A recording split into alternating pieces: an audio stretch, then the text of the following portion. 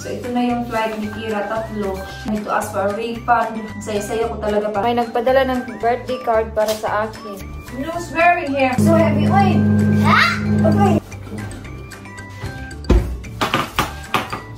Hi guys! Welcome. Tama ba? OR kayo. Hi guys! Kanain ko. Bitaw. Anyway, nakaalis na si Kira. Anong oras na? 9:10 pa lang, maaga pa. Nagkuskus ako dito sa ano ba, sa sink. Kasi kagabi nakalimutan ko siyang i-bleach ba? I think nag-bleach ako kagabi, hindi ko lang ba masyadong nalinis kasi ginawa ako ba. So ngayon, tinapos ko siya ngayong umaga. Meron akong sasabihin sa inyo, di ba sabi ko, i-book namin si Kira ng flight niya. Tapos kahapon, na-print na ni Dave. So, ang saya-saya ko kasi sama na talaga si Kira no, like real na talaga. So, ito na yung flight ni Kira, 3. Hindi ko na ipakita sa inyo kasi basta ito, from Tacloban to Manila to puntahan namin, and then from this to Cebu. Kasi parang from Cebu kami on the way home. And then, Cebu to Ormoc. Yun.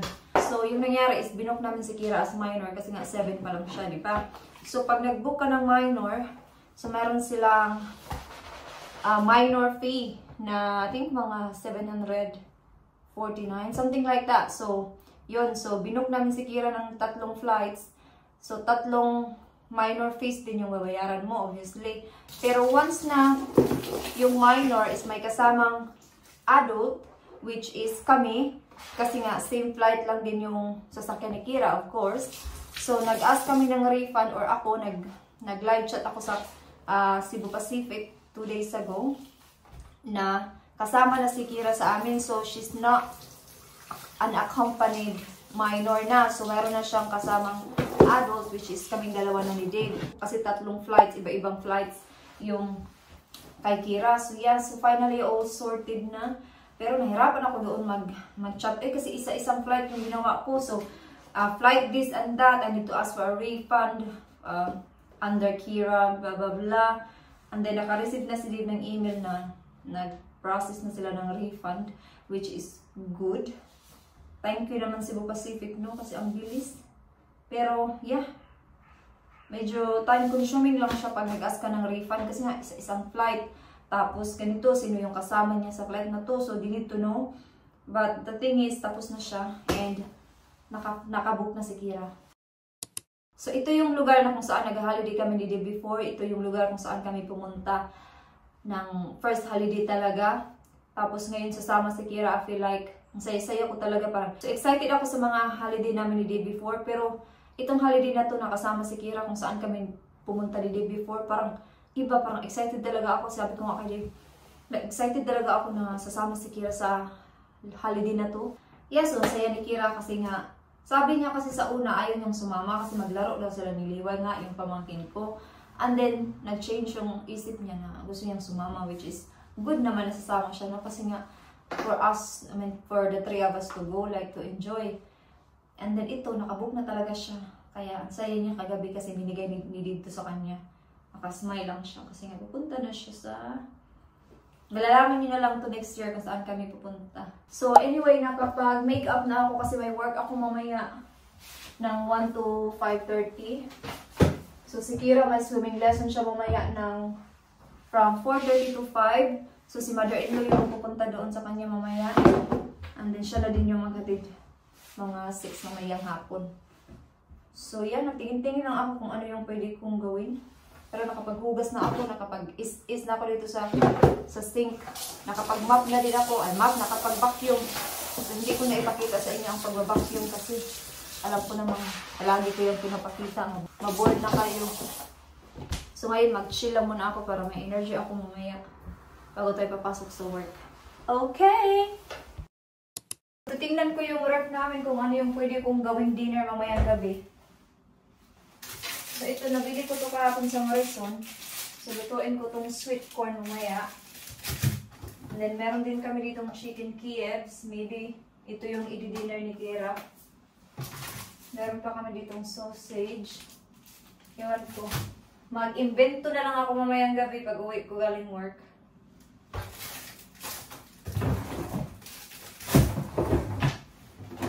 Nagutom ako. Ay, kainin ko tong blueberries. Meron kaming pasta. Di ba nagpasta pa lang kami ng isang... Kailan ba yun? Last week ba yun?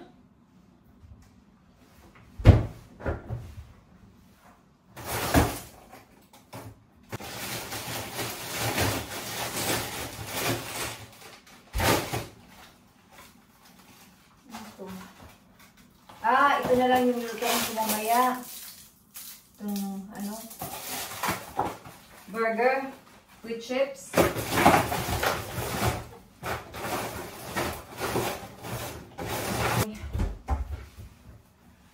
Wala kaming beans, so kailangan kong bumili ng beans.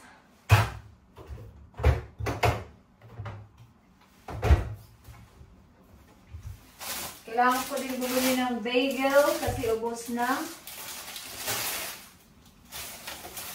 May tinapay pa dito si Dave. Oh.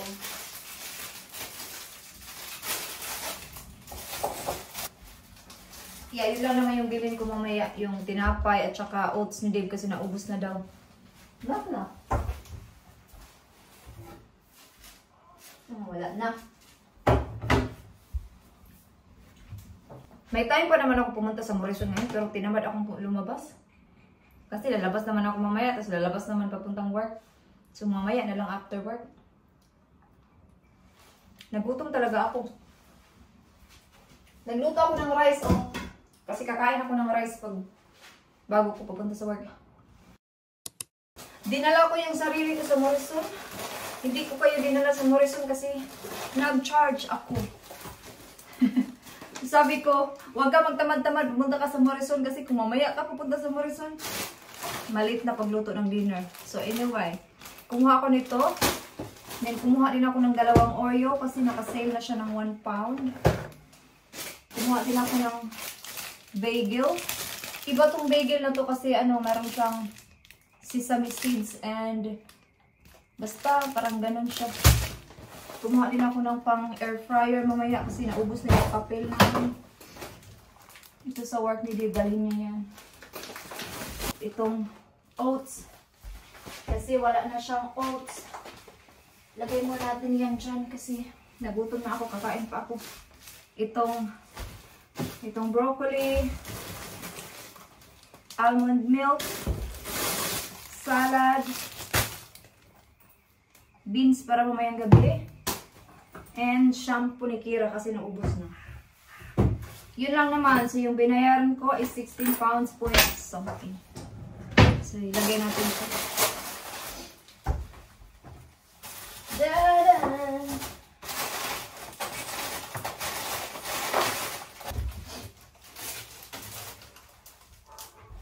Yung rice ko naluto na. Lagay natin yan dyan kasi gagamitin ko yan mamaya.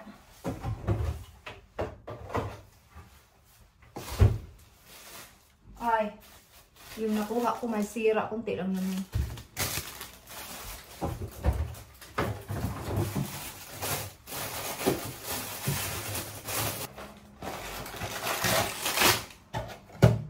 Maganda yung ganito ba sa baon-baon sa school? So, kumuha na ako ng 2 kasi naka-sale na siya. Sayang, di ba?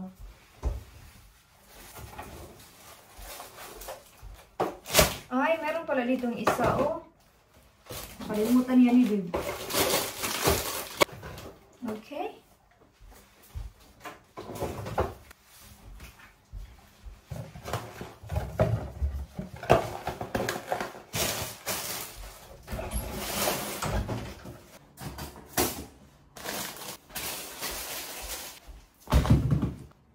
Nakita ko yung baby ng kapitbahay namin.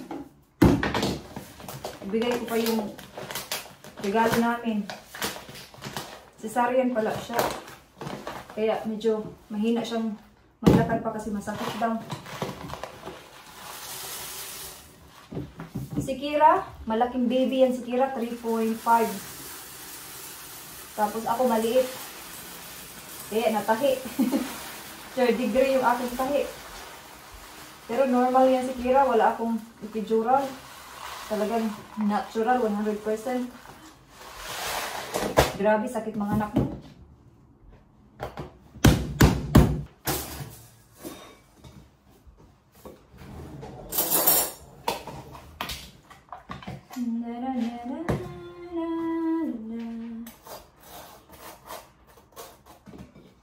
May nakalimutan na naman ako sa Morrison. Always talaga ako may makalimutan ay pag mag-grocery ako.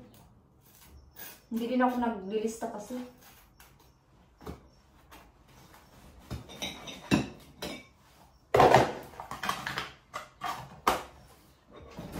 Okay.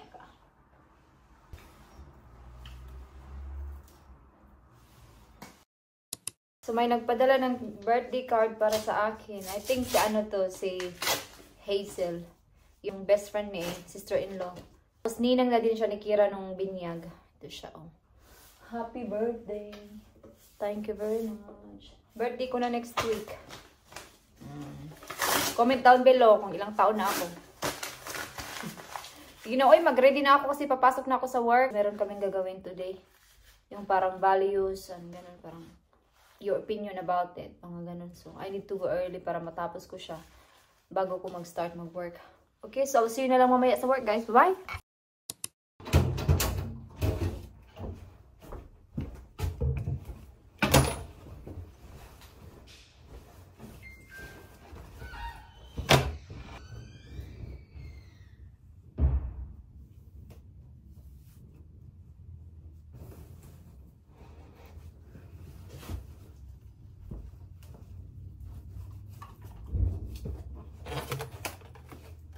Sa office ako mag-clock in. Hindi na ako mag-vlog doon sa aking pag-clock in. So, I will see you na lang mamaya after 5:30. Okay, bye-bye! So, magluto na tayo ng dinner.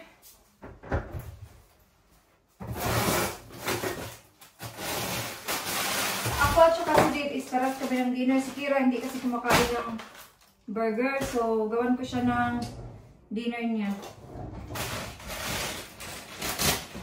Marami kaming deliveries today. Like, 2 pallet. Isang Christmas at saka isang daily lang na display. 3 kaming nag-work. Kaya madali lang.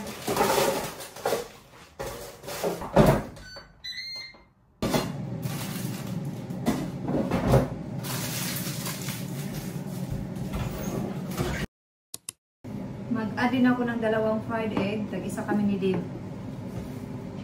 Tapos ito yung cheese para sa burger. Luto na siya. Lagay na natin yung cheese.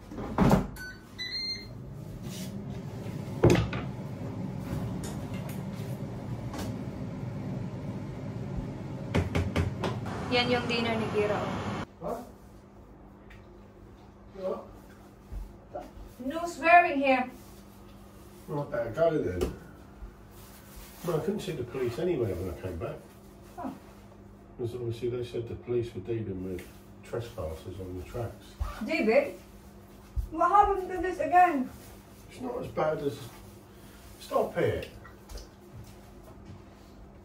Si Dave, nag-gain na naman siya ng weight. Kunti. Kunti lang. Ang hirap-hirap magluto ng itlog, oh. Kaya pinakita ko siya sa inyo. O, ganyan na pagluto ng itlog, oh. Hirap-hirap niyan. I had a proper shower, so I need to give me a shower. You had a shower at swimming? Yeah. Ah! You're so heavy, oy. Ah! Okay, look, bang. Let's go. Uno, dinner's ready. Luto na yung dinner.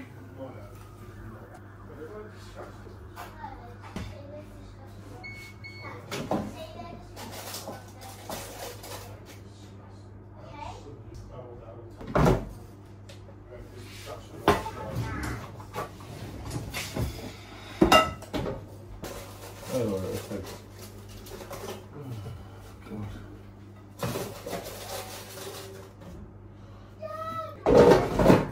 Dave, can you get our dinner, please?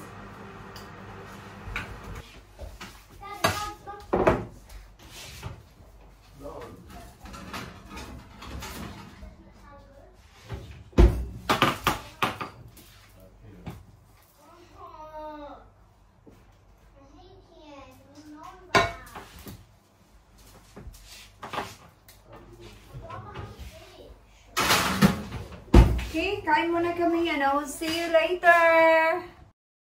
Ligo na ako. Oh, fresh na. Ngayon, mag-ano tayo, mag-toner. Si Kira, mag-toothbrush na siya. A bit later. A bit late. Oh, Yeah, yay. alright.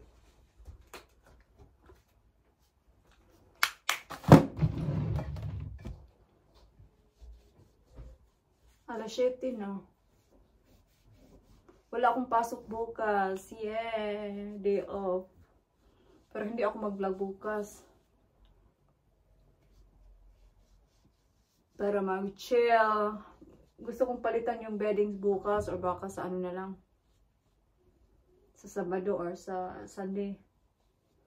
Sa Sunday dito yung sister-in-law ko. Pupunta siya dito. Wala na masyadong makeup kasi tinanggal ko kanina. Nag-scrub talaga ako dito sa likod ko. Yung gamit ko yung Dove na pang-scrub nila. Mabango yun. Try nyo.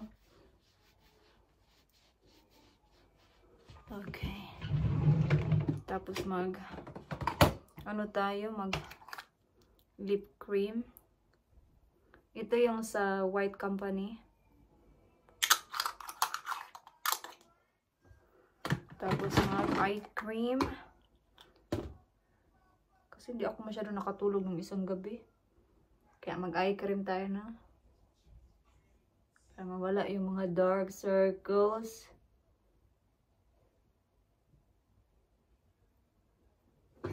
Ayan. Mamaya na ako mag-cream. Basa pa yung aking buhok. Kayaan ko lang muna yan. So yeah, I think i-end ko na dito yung vlog kasi wala na akong gagawin. Si Dave at saka si Kira nasa sala. Gumawa na din sila ng oats para sa work ni Dave bukas. Hindi ko na na-vlog kasi nag-shower ako nung gumawa sila. So late na. Tapos na. So yeah, so i-end ko na dito yung vlog. Thank you so much guys for watching this vlog for today. And sana na-enjoy nyo. And I hope to see you guys on my next one. Bye-bye! Where is your old handwriting, Bob? POV, my old handwriting. Yeah. Just look. Is it year one, that one? Facing with the new. Oh, No, like this. So much better. I know.